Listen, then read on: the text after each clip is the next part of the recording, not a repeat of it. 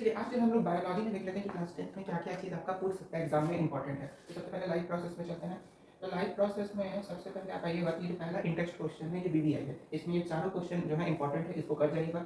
उसके बाद इसमें आपका ये वाला जो आपको डायग्राम दिख रहा है, ये डायग्राम आपका क्लास 10th में खासकर ये वाला, ये आपका पिछले साल सैम्पल पेपर में ये डायग्राम आ चुका है, पिछले साल सैम्पल पेपर में डायग्राम आ चुका है। तो इस डायग्राम को थोड़ा कंसिडर कीजिएगा। उसके बाद आपको यहाँ पे क्वेश्चन बनता है ये वाला, क्या कि what are the events occur during the process of photosynthesis, यानी फोटोसिंथेसिस के दौरान कौन कौन से इवेंट्स होते हैं, कौन कौन सी घटनाएं होती हैं। तो पहला है absorption of light energy by chlorophyll, दूसरा conversion of light energy to chemical energy and splitting of water molecule into hydrogen and oxygen, तीसरा reduction of carbon oxide to carbohydrate. यानी ये तीनों आपको पॉइंट्स याद होना चाहिए कब फोटोसिंथेसिस के दौरान क्या क्या से कौन कौन से इवेंट्स होते हैं। उसके बाद आगे बढ़ेंगे तो ये वाला जो एक्टिविटी 5.1 है ये भी इंपॉर्टेंट है एक्टिविटी। क्यों? क्योंकि इस एक्टिविटी में आपको बोल देगा कि ये जो लीफ है, इस लीफ में यहाँ पे पहले ग्रीन कलर था फिर ब्लू हो गया, तो ऐसा क्यों होगा? यहाँ लिखा है variegated leaf before and after starch phase. तो ये वाला जो एक्टिविटी है इंपॉर्टेंट है, इसको कर दीजिएगा।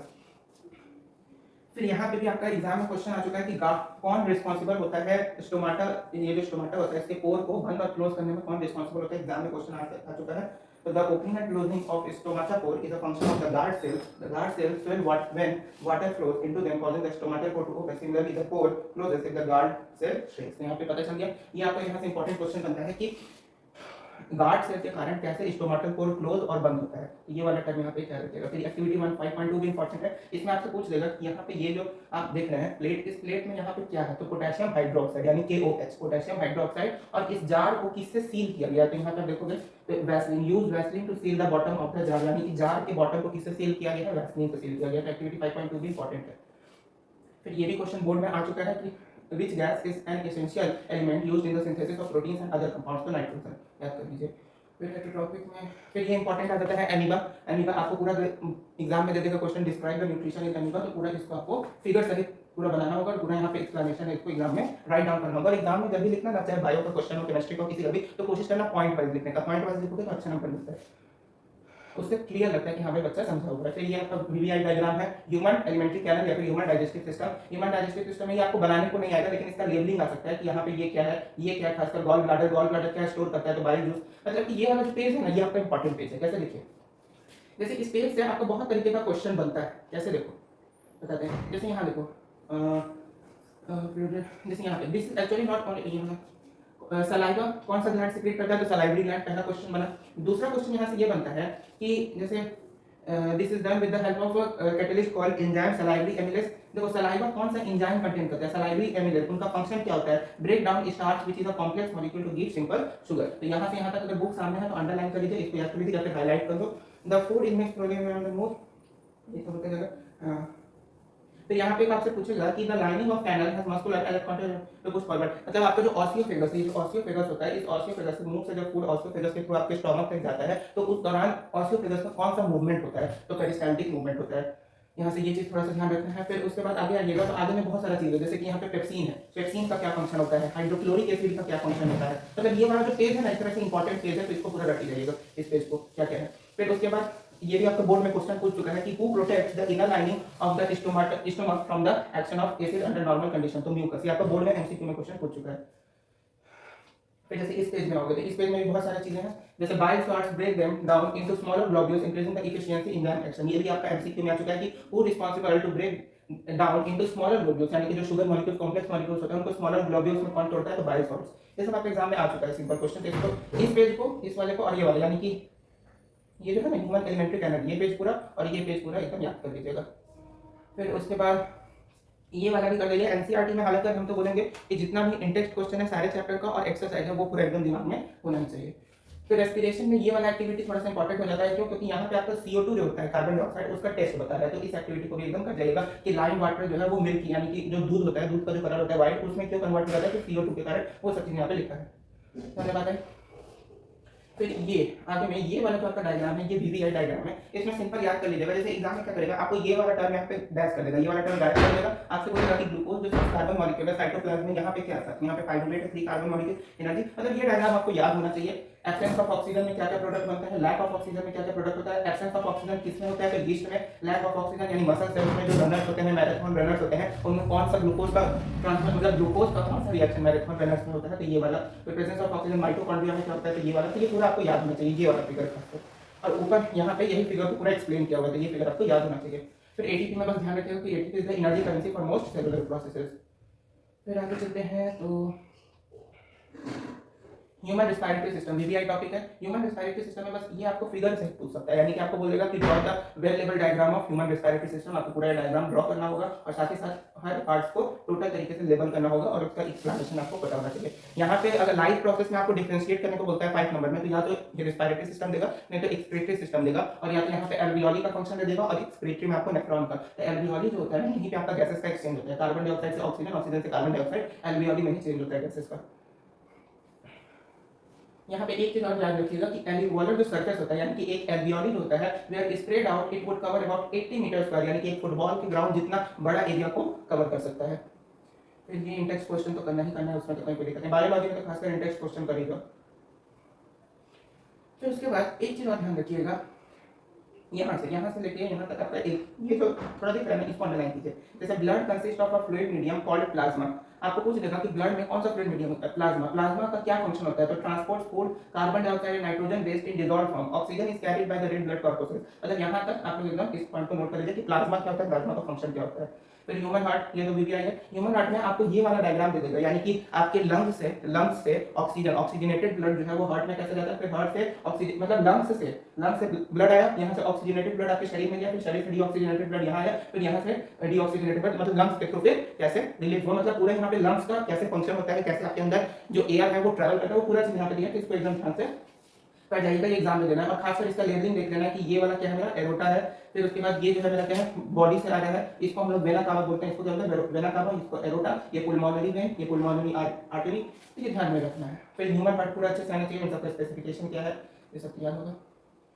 फिर ब्लड प्रेशर इतना कुछ नहीं है। ब्लड प्रेशर में बस एक चीज ध्यान दीजिएगा कि ब्लड प्रेशर कौन से डिवाइस से मेजर किया जाता है। जैसे blood pressure is measured with an instrument called sphygmomanometer, ये चीज का सिस्टम थोड़ा सा ध्यान रखिएगा और कुछ नहीं है। आगे बढ़ते हैं। लिम्फ क्या होता है, वीवीआई है, इस पूरे पैराग्राफ को याद कर जाइएगा। लिम्फ क्या होता है, transport of water xylem tissue के थ्रू होता है, ट्रांसपोर्ट ऑफ फूड किसके थ्रू होता है, फॉलन टिश्यू के थ्रू होता है। तो प्लांट्स में कैसे ट्रांसपोर्टेशन होता है ये ध्यान रखना है कि जाइलम टिश्यू के थ्रू जो है वाटर का ट्रांसपोर्टेशन होता है, फॉलन टिश्यू के द्वारा फूड का ट्रांसपोर्टेशन होता है। और कौन सा प्रेशर ट्रांसपोर्टेशन ऑफ प्लांट्स में जो ट्रांसपोर्टेशन होता है उसमें कौन सा प्रेशर इन्वॉल्व होता है, तो ऑस्मोटिक प्रेशर के कारण ही वाटर और फूड जो है ऊपर नीचे मूव कर पाते हैं, ऑस्मोटिक प्रेशर इन्वॉल्व होता है।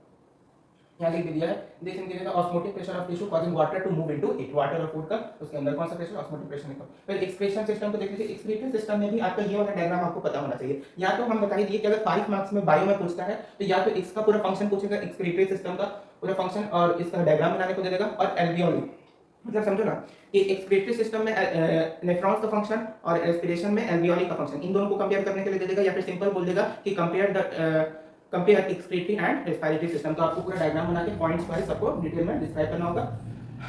रेस्पिरेटरी सिस्टम में कौन सा ऑर्गन पूरा फंक्शन परफॉर्म करता है, तो एल्वियोली, और इसमें कौन परफॉर्म करता है पूरा फंक्शन, तो नेफ्रॉन्स। ठीक है, तो ये याद रहना होगा आपको। ये आपका नेफ्रॉन का स्ट्रक्चर है। नेफ्रॉन में ध्यान रखना है कि ये क्या होता है, बोमेंस कैप्सूल, यहाँ पे लिखा भी होगा। Each capillary cluster in the kidney associated with cup shape, जिसका स्ट्रक्चर कैसा होता है, तो एक कप होता है, चाय का कप होता है ना, उस तरीके का स्ट्रक्चर होता है, कॉइल ट्यूब कॉल्ड बोमेंस कैप्सूल, ये चीज ध्यान रखना है। और नेफ्रॉन जो होता है ना वो फिल्ट्रेशन यूनिट होता है, यानी किडनी का जो फिल्ट्रेशन यूनिट होता है, फिल्टर करता है वो चीजें, यूरिक एसिड और अदर जो टॉक्सिक वेस्ट मटेरियल है उसको शरीर से निकालने में मदद करता है। हेमोडायलिसिस का होता है, आर्टिफिशियल किडनी देख लीजिएगा इसको भी। फिर एक्सक्रीशन इन प्लांट्स कैसे एक्सक्रीट करते हैं, तो they can get rid of excess water by transpiration, यानी कि बहुत सारे वाटर को जो है वेपराइज करके उड़ा देते हैं। और other waste plant fuse the fact that many of the tissue consist of dead cells and they can even lose some parts such as leaves के फॉर्म में देखते हैं प्लांट से पेड़ और से कभी कभी पत्ता झड़ जाता है, नीचे गिर जाता है, तो क्या प्लांट का वेस्ट मटेरियल है। Many plant waste products are stored in cellular vacuoles में स्टोर हो जाते हैं। मतलब यहाँ पे दिया है कि ये प्लांट्स जो है एक्सक्रीशन कैसे करते हैं। लाइफ प्रोसेस में आपको ह्यूमन बीइंग्स में क्या क्या होता है लाइफ प्रोसेस, और प्लांट्स में क्या होता है, दोनों पढ़ना चाहिए। आगे जाइएगा तो 2 टर्म निकल जाता है बायो का, बायोलॉजी और जूलॉजी। तो जूलॉजी में पूरा एनिमल्स के बारे में पढ़ना होगा, बायोलॉजी में पूरा प्लांट्स के बारे में पढ़ना होगा। चलिए अब कंट्रोल एंड कोऑर्डिनेशन को देखते हैं। कंट्रोल एंड कोऑर्डिनेशन में सबसे पहले आपको ये वाला डायग्राम वीवीआई है, इसमें आपको इसका पूरा डायग्राम बनाना आना चाहिए, इसको लिंकिंग करना आना चाहिए। किसका डायग्राम है, तो न्यूरॉन का डायग्राम है, यानी हम लोग के शरीर में जो नर्व इंपल्स होता है, न्यूरॉन होता है, उसका ये पूरा डायग्राम है। तो ये सेल बॉडी है, ये जो ऑरेंज दिख रहा है ये सेल बॉडी हो गया, ये न्यूक्लियस हो गया, ये जो ऐसे ये डेंड्राइट हो गया, ये जो बीच में जंक्शन पॉइंट है एक्सॉन, ये नर्व एंडिंग, इन सबका फंक्शन क्या क्या होता है ये सारा चीज आना चाहिए। फिर उसके बाद आगे बढ़ते हैं। रिफ्लेक्स एक्शन क्या होता है, तो ये वाला क्वेश्चन आपका डायरेक्ट एग्जाम में टॉपिक को एग्जाम में क्वेश्चन पूछ देगा कि what happens in reflex action. आपको यहाँ पे भी आप समझ सकते हो, नहीं तो कॉपी में किए होगे तो अच्छे से आएगा। फिर ये वाला फिगर भी आपका इंपॉर्टेंट है, आपको पूछ लेगा कि इस फिगर में ये किस चीज का फिगर है, तो रिफ्लेक्स आर्क का फिगर है। उसके बाद यहाँ पे आपको पूछ लेगा, यहाँ पे आपको एग्जाम में ऐसे करके दे देगा, जैसे मोटर न्यूरॉन है, यहाँ पे आपको दे देगा कैपिटल ए कैपिटल बी, अब पूछ देगा कि यहाँ पे बी क्या है, तो सेंसरी न्यूरॉन, ए क्या है, तो मोटर न्यूरॉन। समझ में आता है ये? मतलब इस फिगर का खासकर पूरा लेबलिंग आपको ध्यान रहना चाहिए कि यहाँ पे ये क्या है, तो रीले न्यूरॉन, ये एरो क्या डिनोट कर रहा है, तो मेसेज टू ब्रेन, ये क्या है मेरा, तो स्पाइनल कॉर्ड यानी सेंट्रल नर्वस सिस्टम का पार्ट। तो ये सब थोड़ा इंपॉर्टेंट है। फिर उसके बाद ये वीवीआई टॉपिक, ह्यूमन ब्रेन का आपको स्ट्रक्चर ड्रॉ करने को नहीं आता है, मेन आपको इसमें सारे पार्ट्स का जो क्या क्या फंक्शन है, खासकर ये आपका क्या है, तो सेरेब्रम, मतलब आपको लेबलिंग याद होना चाहिए, लेबलिंग की इसको क्या कहते हैं, इसको क्या कहते हैं, आपको एग्जाम में फिगर दे देगा, यहाँ पे या तो डैश कर देगा या फिर ए बी कैपिटल बी नहीं दे देता, पूछता है ए और बी क्या है, तो वो वाला चीज रहेगा। ये आपका हाइपोथैलेमस, ये व्हाइट, ये आपका क्या है, पिट्यूटरी ग्लैंड है, ये पॉन्स हो गया, ये मेड्यूला, ये सेरेब्रम। इसका जो है ना हिंड ब्रेन में इसका सीक्वेंस याद रखिएगा। यहाँ पे आपसे पूछ देगा कि हिंड ब्रेन में सबसे पहला क्या था, तो पहले पॉन्स है, फिर मेड्यूला, फिर सेरेब्रम। सेरेब्रम कहाँ है, हिंड ब्रेन में, और सेरेब्रम कहाँ है, फोर ब्रेन में। सेरेब्रम और सेरेब्रम में कंफ्यूजन होता है, ये चीज ध्यान रखिएगा कि सेरेब्रम कहाँ है, तो फोर ब्रेन में, सेरेब्रम कहाँ है, तो हिंड ब्रेन में। ठीक है, हाइपोथैलेमस किस में आता है, तो मिड ब्रेन में आता है। और इसके साथ साथ लेबलिंग पे ध्यान में रखिएगा, और सेरेब्रम का क्या फंक्शन होता है, पॉन्स का, मेड्यूला का, सेरेब्रम का क्या फंक्शन होता है, खासकर उसमें भी मेड्यूला का फंक्शन एकदम याद होना चाहिए। ये सब चीज आपका इंपॉर्टेंट है, ध्यान रखना है। यहाँ पे आपको दिया हुआ है हिंड ब्रेन का, सेरेब्रम सबका फंक्शन भी दिया हुआ है, तो याद कर सकते हैं पूरा, याद हो गए। इसमें भी आपका जो इंटेक्स्ट क्वेश्चन है वो वीवीआई, एक बायो में तो खासकर इंटेक्स्ट क्वेश्चन है वो करी जाएगी, वीवीआई क्वेश्चन सब रहता है। फिर यहाँ पे एक इंपॉर्टेंट सा टर्म आता है, कहीं लिख रहा है, टच मी नॉट प्लांट ऐसे करके होता है, मूवमेंट ड्यू टू, हाँ ये एक्टिविटी 6.2, एक्टिविटी 6.2 में पूछ देगा, आपको ये वाला फिगर दे देगा, इस फिगर में आपसे पूछेगा कि यहाँ पे क्या फिनोमेना हो रहा है, कौन सी यहाँ पे घटना घट रही है, तो response of the plant to the direction of light, यानी कि यहाँ पे आपका क्या हो रहा है, ये वाला फिगर कि कौन सा यहाँ पे जियोट्रॉपिक है, जैसे यहाँ पे देखो पॉजिटिव जियोट्रॉपिक है, अर्थ की तरफ जा रहा है, ये नेगेटिव जियोट्रॉपिक है, अर्थ से बाहर की तरफ जा रहा है। तो यहाँ पे जियोट्रॉपिज्म मतलब 5 तरह का होता है ना, होता है फोटोट्रॉपिज्म, जियोट्रॉपिज्म, केमिकल ट्रॉपिज्म, ऐसे करके 3-4 होता है वो वाला। तो ये आपको पूछ देगा ये कौन सा ट्रॉपिज्म है, तो ये फोटोट्रॉपिज्म है, ये वाला फोटो याद होना चाहिए, ये भी फोटो याद होना चाहिए, इंपॉर्टेंट सब है। केमोट्रॉपिज्म क्या होता है, हाइड्रोट्रॉपिज्म, हाइड्रोट्रॉपिज्म यानी कि वाटर के प्रति रिएक्टिव होना। फिर उसके बाद एक और होगा फोटोट्रॉपिज्म, नीचे लिखा होगा, उसको देखते रहिए और फिर आगे बढ़ते हैं। हाँ, यहाँ पे एक चीज और ध्यान रखिएगा, ये इंपॉर्टेंट आ गया, साइटोकाइनिन्स का क्या फंक्शन होता है, यहाँ पे इस चीज को एकदम अंडरलाइन कर लो कि ऑक्सीन का क्या फंक्शन होता है, मतलब इस पेज में पूरा लिखा होगा साइटोकाइनिन्स का क्या मतलब होता है। तो आपको एग्जाम में पूछ देगा कि हु प्रमोट्स सेल डिवीजन, तो cytokinesis promote cell division and concentration of area of cell division, मतलब सेल डिवीजन में साइटोकाइनिन आता है। उसके बाद ग्रोथ ये सब हो जाएगा। Abscisic acid ABA short form में इसको ABA बोलते हैं। एबिसिसिक एसिड का क्या काम होता है, ऑक्सीन का क्या काम होता है, ये सब चीज आपको याद रहना चाहिए पूरा। गाइबरेलिन का क्या काम होता है, ये सब पूरा आपको याद रहना चाहिए। तो गाइबरेलिन, एबिसिसिक एसिड, ऑक्सीन, साइटोकाइनेसिस, और एक और होता है आपका, आप लोग सर्च कर लीजिएगा कि who is responsible for fruit growth in plants. Fruit के ग्रोथ के लिए, फ्रूट जो ऑरेंज मैंगो होते हैं उनके कलर को येलो करने में कौन रिस्पांसिबल होता है, वो भी आपको एक बार पूछ चुका है, ये सब पर ध्यान रखिए। How do oxygen promote the growth of radial, give an example of plant, मतलब पूरा पहले आपको कांसेप्ट बताता है, फिर इसको कंसेप्चुअल क्वेश्चन करवाता है। तो ये सब क्वेश्चन इंपॉर्टेंट होते हैं, इसको एकदम ध्यान में रखना होगा। जैसे यहाँ पे क्वेश्चन आपको पूछा design and experiment to demonstrate hydrotropism, तो हाइड्रोट्रॉपिज्म के लिए एक मतलब ऊपर में वाटर के प्रति रिएक्टर, तो उसके लिए आपका है हार्मोन्स इन एनिमल्स। यहाँ पे एक चीज ध्यान रखिएगा कि सेंट्रल नर्वस सिस्टम में केवल 2 आते हैं ऑर्गन्स, एक आपका ब्रेन और एक आपका स्पाइनल कॉर्ड, बस, और कोई आपका सेंट्रल नर्वस सिस्टम में इन्वॉल्व नहीं होता है। ये वाला फिगर भी याद होना चाहिए कि कौन कौन से हार्मोन्स कहाँ प्रेजेंट होते हैं। ये आपका मेल्स में दिया हुआ है या फीमेल्स में दिया हुआ है। मेल में आपका एड्रिनल ग्लैंड का होता है, pancreas, tasty, thyroid gland, thymus, और यहाँ पे ध्यान रखना कि सब चीज सेम होगा, सब चीज यहाँ पे बस ध्यान रखना कि मेल में यहाँ पे टेस्टी हो जाएगा और इसमें फीमेल्स में यहाँ पे ओवरी हो जाएगा, यही चीज बस इसमें ध्यान रखना है। कौन सा endocrine glands in human beings, male and female, A में मेल का लिखा है, बी में फीमेल का। और इन सारे ग्लैंड्स का फंक्शन भी आपको पता होना चाहिए कि हाइपोथैलेमस का क्या फंक्शन होता है, थाइमस का थायरॉक्सिन हार्मोन को क्रिएट करता है, थायराइड जो थायरॉक्सिन हार्मोन को क्रिएट करता है, पैनक्रियास का खास करके फंक्शन होता है, टेस्टिस का क्या फंक्शन होता है, ओवरीज का क्या फंक्शन होता है, ये सब आपको पूरा पता होना चाहिए। तो वो चीज यहाँ पे लिखा भी हुआ है, यहाँ पे आपको बताया गया hypothalamus plays an important role in the release of many hormones, तो लिखना। फिर आपको ये वाला टेबल जो है, इस टेबल को आप लोग फिल आउट भी कर सकते हैं, टेबल को फिल आउट करके इस टेबल को याद कर लीजिए कि ग्रोथ हार्मोन कौन होता है, तो पिट्यूटरी, थायराइड ग्लैंड कौन सा हार्मोन, इंसुलिन तुम्हारे क्या होता है, तो इंसुलिन डायबिटीज जो पेशेंट्स होते हैं उनको इंसुलिन दिया जाता है। इसमें कंसेप्चुअल क्वेश्चन एक बार क्या आपसे पूछ दिया था कि जैसे मान लीजिए आप कहीं कहीं के डॉक्टर हैं, इंसुलिन किसी का पूछ रहे हैं, आपके पास कोई मरीज आया उसको डायबिटीज है, तो आप उसको कौन से हार्मोन का इंजेक्शन दीजिएगा, तो इंसुलिन जो होता है डायबिटीज में कारगर होता है। तो ये चीज थोड़ा है, हाँ बोलते थे आगे, why are some patients of diabetes treated by giving injection of insulin, बोले थे जो अभी ये पेशेंट वाला क्वेश्चन। फिर ये तो आपका याद ही रखना, एक्सरसाइज और टेक्स्ट इंपॉर्टेंट है। चलिए अब अगले चैप्टर पे चलते हैं, हाउ टू ऑर्गेनिज्म रिप्रोड्यूस। तो हाउ टू ऑर्गेनिज्म रिप्रोड्यूस में सबसे पहला क्वेश्चन तो यहीं पे आ जाता है आपका। क्या क्वेश्चन आता है उस चीज को देखिए। डीएनए, डीएनए क्या होता है, D ribo nucleic acid molecule, ठीक है।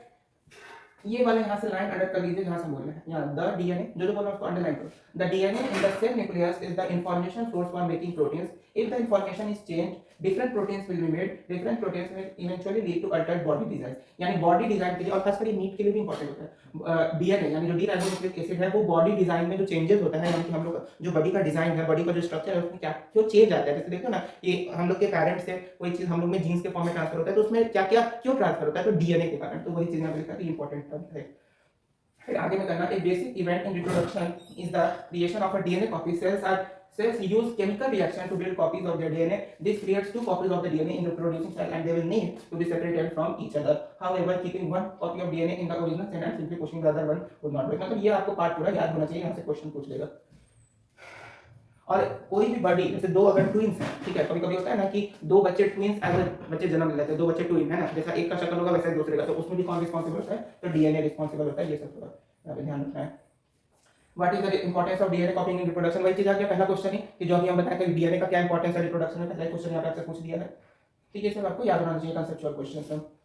फिर मोड ऑफ रेस्पिरेशन, यहाँ पे binary fission in amoeba, BBI है, बाइनरी फिजन इन अमीबा याद होना चाहिए। फिर उसके बाद आपका आगे आ जाओ, तो यहाँ पे एक चीज और ध्यान रखिएगा कि लिशमैनिया, लिशमैनिया काला अजर, ये ध्यान रखना है कि काला अजर कौन सा बाइनरी मॉलिक्यूल, मतलब कौन सा सिंगल सेल मॉलिक्यूल, कौन सा डिजीज काला अजर कौन सा सिंगल सेल मॉलिक्यूल कॉज करता है, तो लिशमैनिया, ये चीज ध्यान रखना है। और लिशमैनिया में बाइनरी फिजन कैसे हो रहा है, तो ऐसे हो रहा है। आपको अमीबा का ध्यान रखना है, अमीबा का बाइनरी फिजन कैसे हो रहा है, ये आपके एग्जाम में पूछ देता है। फिर ये आपको फिगर में याद रखना है कि फिगर में हो क्या रहा है, तो मल्टीपल फिजन इन प्लाज्मोडियम, ये किसका फिगर, प्लाज्मोडियम में मल्टीपल फिजन हो रहा है, ये एक इंपॉर्टेंट था। फिर उसके बाद रीजनरेशन इन प्लानेरिया, वीवीआई है, इसको भी याद करना है, रीजनरेशन इन प्लानेरिया, हाइड्रा में कैसे बर्डिंग होता है, ये सब इंपॉर्टेंट टॉपिक्स है, सब एकदम ध्यान में होना चाहिए, ठीक है। तो यहाँ पे स्पोर फॉर्मेशन इन राइजोपस इंपॉर्टेंट टॉपिक है, याद होना चाहिए। राइजोपस उसमें खासकर यहाँ पे क्या निकल रहा है, तो स्पोर्स निकल रहा है, ये सब थोड़ा है। तो यहाँ पे भी same question, why DNA कॉपिंग an essential part of the process of reproduction, मतलब वही सेम क्वेश्चन है, घुमा फिरा के पूछ रहा है इस चीज को। सेक्सुअल रिप्रोडक्शन दो तरह का, एसेक्सुअल, सेक्सुअल। सेक्सुअल में क्या होता है कि केवल वन गैमेट्स का इन्वॉल्वमेंट होता है, जबकि सेक्सुअल में बोथ गैमेट्स, मेल और फीमेल दोनों गैमेट्स का इन्वॉल्वमेंट होता है, और एसेक्सुअल में केवल वन गैमेट्स के थ्रू ही ऑर्गेनिज्म रिप्रोड्यूस करते हैं, ठीक है। तो यहाँ पे कैसे, फिर ये वीवीआई है, इस पे तो ट्रिपल 50 स्टार लगा लो, वीवीआई है। आपको ये पूरा स्ट्रक्चर आपको बनाने को नहीं देगा, लेकिन इसमें खासकर आपको ये वाला अलग से अभी आगे बता ही देंगे। यहाँ पे सीपल है, ये क्या आपका पेटल है, ये एंथर है, ये फिलामेंट है, ये स्टिग्मा, स्टाइल, पिस्टिल, ये आपको पूरा फ्लावर का स्ट्रक्चर याद होना चाहिए। इसमें किसका किसका क्या काम होता है, ये आपको हिबिस्कस का दिया है, यानी कि गुड़हल का जो फूल नहीं होता है हिबिस्कस फ्लावर है ना, रेड कलर का होता है, और इसी में ऊपर में देखोगे तो येलो येलो ऐसे करके डंटा टाइप निकला रहता है, तो वो वाला से। स्टिल का क्या काम होता है, फिलामेंट, एंथर का क्या काम होता है, स्टिग्मा, खासकर स्टिग्मा का क्या काम होता है, तो ये आपको याद होना चाहिए। आपको एग्जाम, हाँ, germination of pollen on stigma, VVI है, इसको याद कर लेना कि पॉलन ग्रेन्स पे स्टिग्मा पे होते हैं, तो स्टिग्मा पे वो क्यों स्टिक करते हैं, क्योंकि वहां पे कुछ स्टिकी सब्सटेंस होता है, जिसके कारण स्टिग्मा होता है। पॉलन ट्यूब क्या होता है, male germ cells, ovary, female germ cells. फिर यहाँ से आगे में क्या होता है, ये पूरा आपको याद होना चाहिए, ये भी एक इंपॉर्टेंट है। ये आपका वीवीआई है, जर्मिनेशन आपको बोल देगा, ये आपको फिगर दे देगा, फिगर आपको बोलेगा यहाँ पे ये क्या है और इसका फंक्शन क्या है, यहाँ पे क्या था इसका फंक्शन क्या है, यहाँ पे क्या है इसका फंक्शन क्या है। यहाँ कॉर्टिकेट है जिसका फंक्शन है फूड को स्टोर करना, यहाँ प्लूम्यूल है जिसका काम है फ्यूचर शूट, यानी आगे जाके जो शूट डंठल होता है ना वो बनेगा, रेडिकल यानी फ्यूचर रूट। तो ये सब इंपॉर्टेंट टॉपिक, आगे बढ़ते हैं। ऐसा लगेगा तो मेल और फीमेल रिप्रोडक्टिव सिस्टम वीवीआई है, आपको एग्जाम में दोनों में से कोई एक पूछ सकता है, आपको डायग्राम नहीं पूछेगा, इसका लेबलिंग पूछ देगा, और लेबलिंग के साथ साथ हर एक पार्ट का क्या क्या फंक्शन होता है ये आपसे पूछ देगा। और फीमेल रिप्रोडक्टिव सिस्टम तो वीवीआई ये हमेशा, मतलब बहुत बार यही देखा गया कि मेनी टाइम्स, मतलब लगभग ज्यादातर समय 60% ये पूछा गया, 40% में इसका चांस होता है, तो 60% ये भी पूछा गया है। इसका आपको पूरा फंक्शन याद होना चाहिए, हर एक पार्ट का क्या क्या फंक्शन है, कैसे जो है स्पर्म और ओवा मिलके जाइगोट का फॉर्मेशन करते हैं, जाइगोट से कैसे एम्ब्रियो बनता है, एम्ब्रियो से कैसे फोएटस बनता है, ये सारा आपको यहाँ पे दिया हुआ है। कैसे एक न्यू बॉर्न बेबी का ग्रोथ होता है, उसका डेवलपमेंट में कौन रिस्पांसिबल होता है, डेवलप ऑर्गन को फोएटस बोलते हैं, जाइगोट से एम्ब्रियो, पहले जाइगोट बनता है, जाइगोट से एम्ब्रियो, एम्ब्रियो से फोएटस। फिर इसके बाद प्लेसेंटा, प्लेसेंटा बहुत इंपॉर्टेंट है, इसको याद रखिएगा कि जो न्यू बॉर्न एम्ब्रियो है, जो भी फोएटस है, उसके डेवलपिंग में, उसको न्यूट्रिशन पहुंचाने में, वो जो न्यू बॉर्न एम्ब्रियो है उससे वेस्ट मटेरियल को कलेक्ट करने में, उसको न्यूट्रिशन पहुंचाने में, मतलब वो टोटली उसके डेवलपमेंट में कौन हेल्पफुल होता है, तो प्लेसेंटा, ये याद रखना है।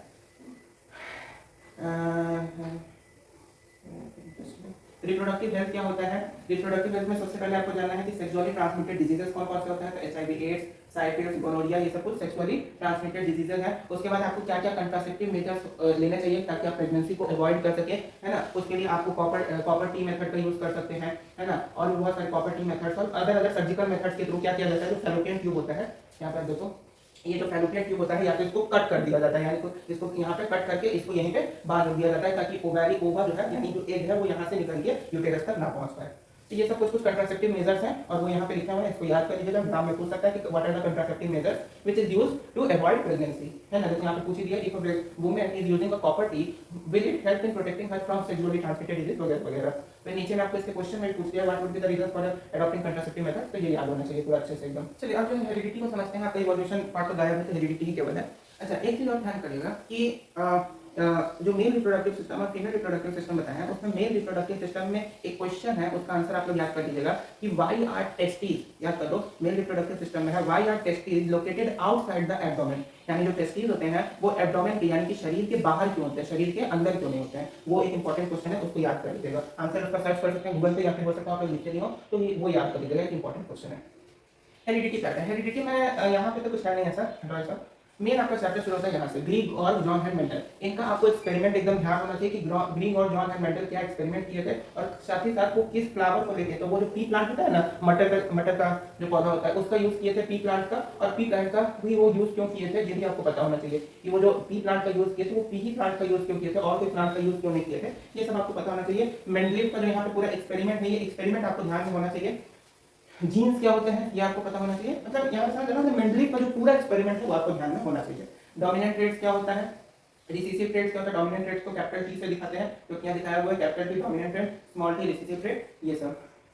फिर आपके उसके बाद ये वाला फिगर आपको याद होना चाहिए, यहाँ पे आपको पूरा मेंडलीव का वो दिखा रहा है कि मेंडलीव कैसे कैसे पी प्लांट से रिंकल सीड्स और राउंड सीड्स मतलब के टॉल एंड शॉर्ट ट्रेड्स वो सब चीज यहाँ पे दिखा रहा है। देखो ये चीज यहाँ पे नोट कर लेना इसको। Cellular DNA is the information source for making proteins in the cell. हम लोग अभी रिप्रोडक्शन में भी देखे थे। A section of DNA that provides information for one protein is called the gene for that protein. तो what is gene? Gene क्या होता है? तो gene a section of DNA that provides information for one protein is called the gene for that protein. तो इस line को underline कर लीजिए। इस क्वेश्चन का भी आपको आंसर पता होना चाहिए। How do traits get express, यानी ट्रेट्स जो होते हैं कैपिटल टी स्मॉल टी उनको एक्सप्रेस किया कैसे जाता है, ये आपको याद होना चाहिए। ये वाला आपको डायग्राम, इसमें total 3 round and yellow seeds कितने हैं, 9 राउंड एंड ग्रीन सीड्स कितने हैं, 3 रिंकल्ड एंड येलो सीड्स कितने हैं, रिंकल्ड एंड ग्रीन सीड्स, मतलब टोटल कितने सीड्स का कॉम्बिनेशन है ये आपको पूरा पता होना चाहिए, ठीक है। सेपरेट शेप एंड कलर होता है। रेशियो इसका क्या होता है खासकर याद होना चाहिए, कुछ रेशियो से होता है 3:1 9:1 ऐसे करके रेशियो सब आपको याद होना चाहिए इसमें। फिर उसके बाद मेंडलीव एक्सपेरिमेंट हो गया, फिर उसके बाद ये भी बीबीआई टॉपिक है, मतलब वेलिडिटी में तो खासकर मेंडलीव एक्सपेरिमेंट के बाद से सब इंपॉर्टेंट है। तो सेक्स डिटरमिनेशन आपको एग्जाम में डायग्राम से हिसाब से पूछ सकता है, तो इसमें डायग्राम आप ये वाला याद कर लीजिए कि ये मेल गैमेट्स का स्पर्म, ये फीमेल गैमेट्स ओवा है। मेल गैमेट्स में टोटल 24 क्रोमोसोम्स होते हैं, लास्ट वाला 2 पेयर्स में होता है। तो अगर मेल गैमेट्स की तरफ से एक्स क्रोमोसोम है और फीमेल की तरफ से तो एक्स ही आएगा, यानी कि हमेशा ध्यान रखिएगा कि कोई भी न्यू बॉर्न बेबी होता है उसका सेक्स डिसाइड करने में हमेशा कौन रिस्पांसिबल होता है, तो मेल होता है। न्यू बॉर्न बेबी में अगर सेक्स का डिटरमिनेशन कोई करता है तो वो केवल कौन रिस्पांसिबल होता है, मेल रिस्पांसिबल होता है। मेल से अगर एक्स गैमेट, यहाँ से अगर एक्स क्रोमोसोम और फीमेल से भी एक्स क्रोमोसोम आपके जाइगोट में मिलेगा तो एक्स एक्स यानी कि फीमेल ऑफस्प्रिंग होगा, और अगर मेल गैमेट से वाई क्रोमोसोम आता है फीमेल से तो एक्स ही आता है, बस डिपेंड क्या करेगा कि अगर इससे एक्स और इससे भी एक्स आ गया तो फीमेल, इससे वाई और इससे एक्स आया तो मेल ऑफस्प्रिंग आएगा। तो ये पूरा आपको याद होना चाहिए। सेक्स डिटरमिनेशन विद डायग्राम, आपको डायग्राम मत बोल देगा कि describe the sex determination in human beings, आपको डायग्राम बनाना होगा, पूरा उसको सेक्स डिटरमाइन करना होगा। चलिए आगे इन्वायरमेंट देख लेते हैं, बायो में लास्ट चैप्टर है। देखिए अर्बन एनवायरनमेंट में सबसे पहले तो आप लोग जान जाइएगा इकोसिस्टम क्या होता है, पहला चीज इकोसिस्टम क्या होता है, फ्लोरा फौना क्या होता है। उसके बाद आप लोग एक जान जाइएगा कि एक जनरली एक ग्रास फील्ड में, मतलब एक एग्जांपल याद कर लीजिएगा। ग्रास फील्ड में एक इकोसिस्टम का फूड चेन का एग्जांपल ग्रास सिस्टम में, यानी कि पहले ग्रास हॉपर, फिर मेढक, फिर सांप, ऐसे ऐसे करके होता है ना। तो एक फूड चेन कहाँ पे, ग्रास फील्ड में। एक आपका डेजर्ट में क्या फूड चेन होता है, एक आपका एक्वेटिक में क्या फूड चेन होता है, और चौथा आपका फॉरेस्ट में क्या फूड चेन होता है। मतलब आपको फूड चेन एक फील्ड का याद रखना है, यानी कोई घास का फील्ड है वहाँ का, दूसरा डेजर्ट का, तीसरा आपको एक्वेटिक का, चौथा आपको जंगल का। तो ये 4 तरीके का फूड चेन, एक एक एग्जांपल इसका आप लोग याद कर लीजिएगा कि एग्जाम में कोई भी दे तो आप लोग कर देंगे। बाकी यहाँ पे कुछ नहीं है, यहाँ पे अंडरलाइन कर देना। आपको कुछ देगा ह्यूमन मेड इकोसिस्टम का एग्जांपल बताइए, तो एक्वेरियम जो है ह्यूमन मेड इकोसिस्टम है, और एक्वेरियम जो होता है वो आपका इसमें एक्वेटिक में नहीं आता है। क्यों नहीं आता है, क्योंकि एक्वेरियम जो है ह्यूमन मेड इकोसिस्टम है, वो प्राकृतिक नेचुरल इकोसिस्टम नहीं है, जबकि एक्वेटिक जो इकोसिस्टम होगा वो नेचुरल होना चाहिए। यहाँ पे आपका फूड चेन है, तो ये आपको याद होना चाहिए। जैसे ये देखिए आपको ग्रास के फील्ड में दे रहा है, जैसे कि एक ग्रास है, उसको ग्रास ऊपर खाया, फिर मेढक, मेढक को फिर खा लिया सांप, सांप को फिर खा लिया वल्चर। उसी तरीके से जंगल में जैसे पेड़ पौधे को खाया हिरन, हिरन को फिर खा लिया टाइगर। उसी तरीके से यहाँ पे एक्वेटिक दे रहा है कि एक्वेटिक में अगर देख रहे हैं वही जो हम बोले कि एक फॉरेस्ट का आपको याद होना चाहिए, तो फॉरेस्ट का आपको दिया हुआ है, इसको याद कीजिए। ग्रास लैंड यानी कि ग्रास वाला जो लैंड है उस पर फूड चेन आपको याद होना चाहिए। इन अ पॉन्ड यानी कि एक्वेटिक में, तो एक्वेटिक में जो पॉन्ड के नीचे होता है उसको क्रैब खाया, क्रैब को मछली, मछली को फिर खा लिया कौन, ऑस्ट्रिच, मतलब जो भी है उसी बर्ड वो है।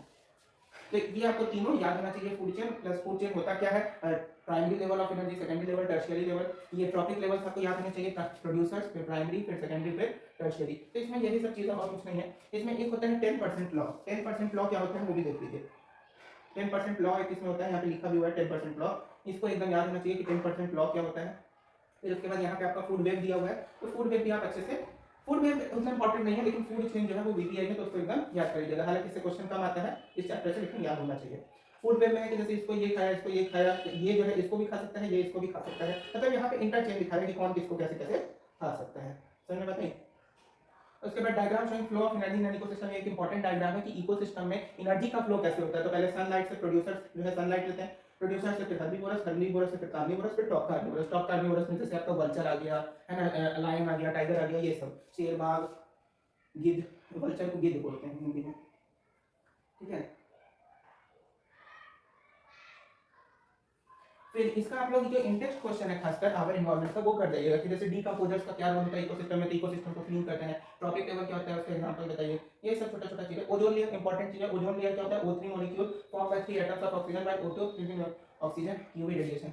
ये याद कर लीजिएगा कि ओजोन लेयर का फॉर्मेशन कैसे होता है। तो देखो जो ऑक्सीजन होता है, ऑक्सीजन पे जब यूवी लाइट यानी कि सनलाइट देता है तो ऑक्सीजन जो है O प्लस O में क्या होता है, टूट जाता है। और फिर इसमें से एक ऑक्सीजन, फिर O प्लस O, दो ऑक्सीजन एटम में टूटा, इसमें से एक एटम ऑक्सीजन के एक मॉलिक्यूल के साथ मिलकर क्या बना देता है, ओजोन बना देता है। तो आपको एग्जाम में बोल सकता है कि describe the formation of ozone, तो आपको ये पूरा रिएक्शन लिखना होगा, उसके बाद ओजोन क्या होता है वो क्या वो लिखना होगा। मतलब बता रहे हैं कि जैसे ओजोन का आपको बोल देगा ना एग्जाम में बोले कि ओजोन का फॉर्मेशन दिखाइए, तो आप ओजोन पहले बताइए कि ओजोन होता क्या है, उसके बाद पूरा वहां पे इस प्रोसेस को लिखिए, इस प्रोसेस में हो क्या है, ये सब लिखिए, वो पूरा यहाँ पे लिखा हुआ है, तो इसको याद कर लीजिएगा। स्किन कैंसर किसके कारण होता है, तो यूवी रेडिएशन के कारण। ये इंपॉर्टेंट है कि यूवी रेडिएशन के कारण कौन सा डिजीज होता है, तो स्किन कैंसर हो जाता है। सीएफसी यानी क्लोरोफ्लोरोकार्बन, जिसके कारण ओजोन लेयर क्या हो रहा है, डिक्रीज हो रहा है, कम हो रहा है, घट रहा है। वही सब छोटा छोटा चीज है। Garbage, disposable, biodegradable, non biodegradable, वो सब चीजें यहाँ पे आ जाती हैं। Why are some substances biodegradable and some non-biodegradable? Give any two ways in which biodegradable substances would affect the environment. मतलब इसका इंटरेस्ट क्वेश्चन आपके लिए इंपॉर्टेंट है, वो तो सभी में होता है। और इस चैप्टर में जैसे तुम अगर ढूंढ ढूंढ के करोगे ना तुमको उतना कुछ कंटेंट मिलेगा नहीं, इसीलिए इसका इंटरेस्ट क्वेश्चन कर जाइए। बाकी जो जो चीज़ हम बता रहे हैं वो सब याद रखिए, हो जाएगा। और बाकी इसका ये कर लेना इंटरेस्ट क्वेश्चन, ठीक है, और इसमें कुछ इतना नहीं है। तो ये आपका था बायोलॉजी का।